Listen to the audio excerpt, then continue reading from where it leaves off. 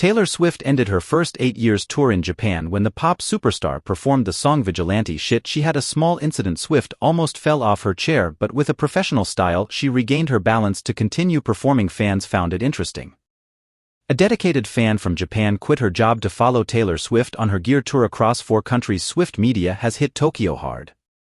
Fans queued up from the early hours outside Tokyo Dome, eagerly awaiting the start of Swift's 4-day extravaganza. Excited fans from all over the world gathered, including those from Taiwan, Australia, Thailand, the Philippines, and China. The excitement was palpable as fans decked out in Swift-themed attire and waited to witness their idol live in action. A dedicated Swiftie from Japan shocked the world by quitting her job just to follow Taylor Swift on her tour. In an interview with Matt FL, she revealed her plans to attend a whopping 50 shows across 4 countries. When asked about quitting her job, she explained, "Yeah, actually, I'm taking a 2-year break for going to her concert.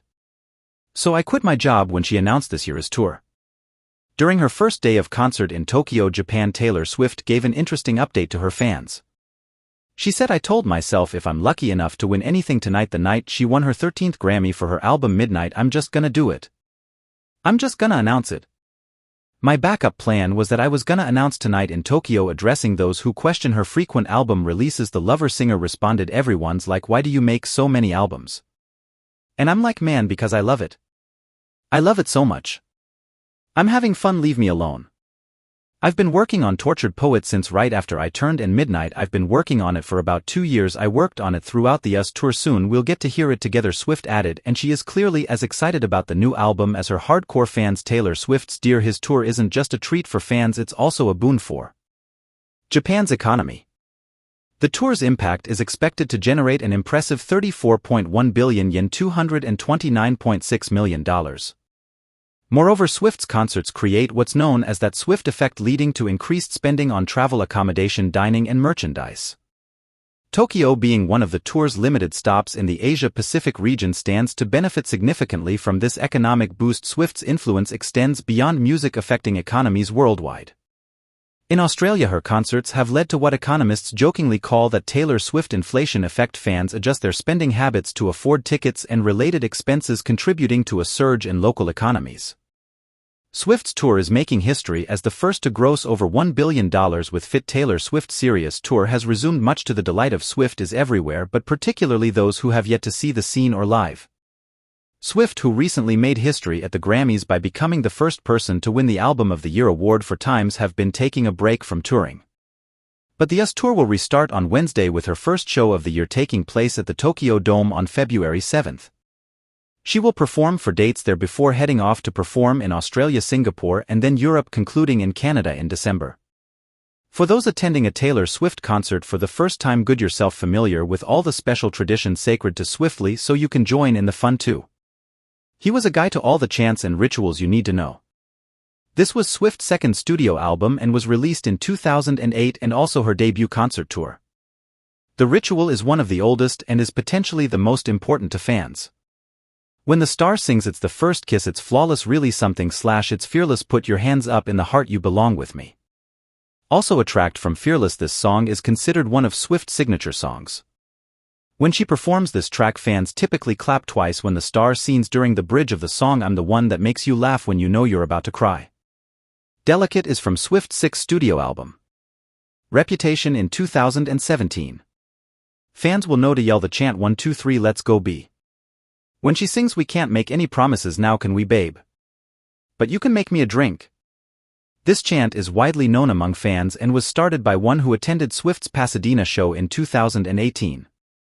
The singer herself has participated in this chant several times.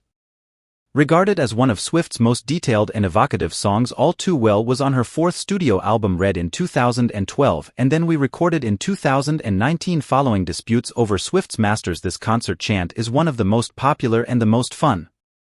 Make sure you sing as loud as you can. Just before the "And That Made Me Want to Die" lyrics shout, "How did that make you feel?" This song is a tribute to Swift's late grandmother. The opera singer Marjorie Finley Swift was touched when fans lit up the stadium with their phone lights while she performed the song on the second night of her shows in Atlanta. This has been a common practice at her concerts ever since. This trend originates from the remixed version of the song featuring rapper Kendrick Lamar. Although she probably won't be performing with Lamar, fans decided to include his part in the chant during the bridge of the song. Swift sings Band-Aids don't fix bullet holes, you say sorry just for show, if you live like that you live with ghosts. The chant follows you forgive you forget but you never let it pause go.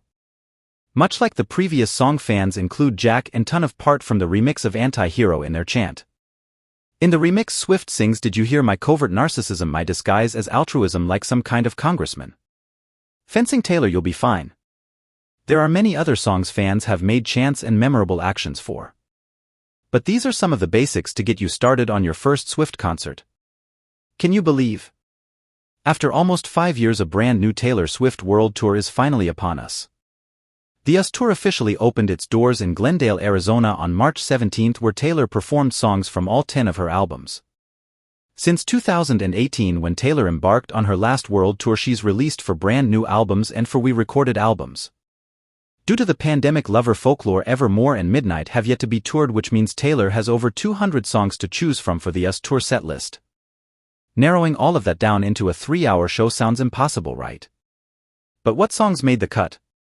And what songs got cut? Here's everything we know about Taylor's Eras Tour set list, including every song featured in the show, how many songs she plays, every surprise song, and whether or not she will change the set list to include the Tortured Poets department. Plus all the updates to the set list and what to expect for the International Year's Tour dates. The average Taylor Swift concert is around 2 hours long, but the US Tour is a whole different beast. The opening show in Glendale was a whopping 3 hours and 15 minutes long, and Taylor performed a huge 44 tracks within that time frame. Not all the tracks are performed in full, though some are shortened versions. There's also a couple of additional little interludes that pop up throughout the show. For context, on the Rep Tour, Taylor performed 19 tracks in total, including several mashups that featured some of her older songs.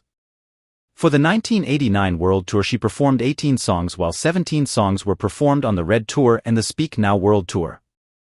Well, Taylor has now completed her 2023 tour dates, and international fans heading to the shows in 2024 now have a pretty solid idea of what to expect when she performs later down the line. As expected, the set list features a mix of her highest charting songs, lead singles, fan favorites, outright bangers, and tracks that stand out as milestones in her incredible career so far. Taylor Swift's The Year Tour is in full swing, and just as fans had hoped, Taylor has confirmed that she will be performing surprise songs on every single night of the tour. If you've been a fan of Taylor for a while, you'll know that she always includes a surprise song or two in her tour set lists. The tradition goes all the way back to the Red Tour and technically even further back to the Speak Now World Tour if you include the surprise cover she performed during that era. With the tour now officially underway, the surprise songs are back again.